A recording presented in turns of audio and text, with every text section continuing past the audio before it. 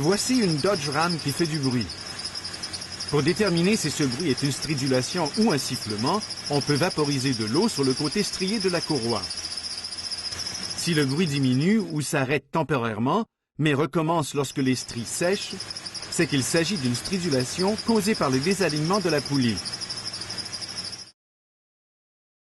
La première chose à faire est de débrancher la batterie, par mesure de sécurité. Les deux méthodes possibles pour vérifier l'alignement consistent à utiliser soit une règle, soit un outil laser. Avec l'une ou l'autre méthode, la poulie de Vilebrequin devrait servir de point de repère ou de référence. Lorsqu'on utilise une règle, l'alignement avec la joue peut se révéler impossible, imprécis ou les deux à cause des divers modèles de joues de poulie. Il vaut mieux mesurer à partir de la règle jusqu'à une strie désignée sur la poulie, dans l'exemple suivant, le haut de la deuxième strie vers l'intérieur.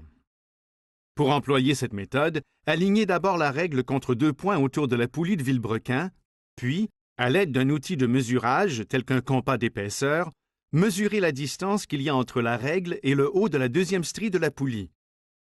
Bloquez le compas à cette distance.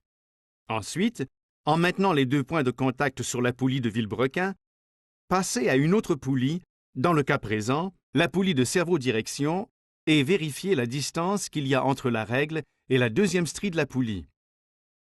Tout écart par rapport à la distance mesurée en haut de la deuxième strie indique un désalignement. Ici, le désalignement est d'environ une demi-strie. Pour employer l'outil laser, placez-le sur la poulie à vérifier en suivant les directives du fabricant. La poulie de cerveau-direction est souvent la cause d'un désalignement, parce qu'elle est simplement installée par pression sur l'arbre à l'usine au lieu d'être insérée jusqu'au point d'arrêt, de sorte qu'elle est souvent placée trop loin ou pas assez loin. Cette poulie a été placée trop loin, exerçant trop de pression. Celle-ci, par contre, n'est pas placée assez loin, n'exerçant pas assez de pression. Pour la plupart des poulies de cerveau-direction, l'installation correcte consiste à s'assurer que la poulie est à égalité avec l'extrémité de l'arbre. Si la poulie de cerveau-direction est enfoncée trop loin, il faut se procurer un outil de retrait de la poulie de cerveau-direction qu'on trouvera dans la plupart des catalogues d'outils de mécanique automobile et des magasins de pièces. Avec cet outil, on verrouille une bague autour de la petite joue sur le bord de la poulie et l'on tire la poulie jusqu'à ce qu'elle soit à égalité avec l'arbre.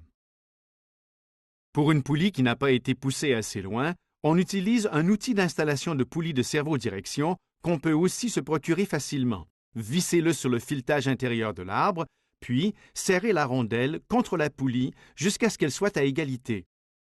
Notez bien que les deux outils accomplissent des tâches différentes et ne sont pas interchangeables. La poulie de pompe à eau est une autre cause de désalignement qui est rarement diagnostiquée. Si la pompe à eau ne fuit pas, c'est qu'elle fonctionne bien, vrai? Faux. Cette courroie se désaligne petit à petit pendant l'accélération. La pompe à eau a un roulement défectueux et devrait être remplacée. Voici la même pompe à eau sur l'établi, dans l'étau. Voyez comme la poulie oscille. Dans une telle situation, la courroie tire constamment sur la poulie en la désalignant, ce qui empire pendant l'accélération. Toutes les autres poulies de la prise d'entraînement devraient aussi être vérifiées. Cherchez celles qui sont endommagées. Faites-les tourner en écoutant si se produit un grincement, ce qui indique qu'un roulement est contaminé, ou voyez si elles tournent en roue libre, ce qui indique qu'il n'y a plus de graisse. Vérifiez aussi l'oscillation. Une légère oscillation est acceptable, mais si elle est trop forte, la poulie devrait être remplacée. Pendant que la courroie est enlevée, examinez le mouvement du tendeur dans tout son rayon d'action. Est-ce qu'il coince à certains endroits? Est-ce qu'il colle? Est-il complètement bloqué? Dans toutes ces circonstances, il devra être remplacé. Si une courroie fait du bruit, c'est sans doute que les bords sont endommagés ou que les stries sont vitrifiées. Il faut donc installer une courroie neuve.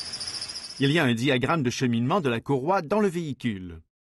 Et au dos du manchon de la courroie serpentine d'écho. Attention, on peut facilement installer la courroie avec une strie décalée, surtout sur la poulie la plus basse, qui est généralement la plus difficile à atteindre et à voir. Si ce décalage n'est pas corrigé, la strie qui dépasse peut être complètement tranchée ou la courroie au complet peut sauter. Après l'installation, demandez à quelqu'un de faire tourner le moteur une fois ou deux et vérifiez visuellement que la courroie est placée correctement sur toutes les poulies et suit le bon cheminement. Si tout semble bien aller, faites démarrer le moteur. Une fois bien alignée et avec une courroie d'écho neuve, la prise d'entraînement des servitudes fonctionnera pendant des années sans bruit et sans problème.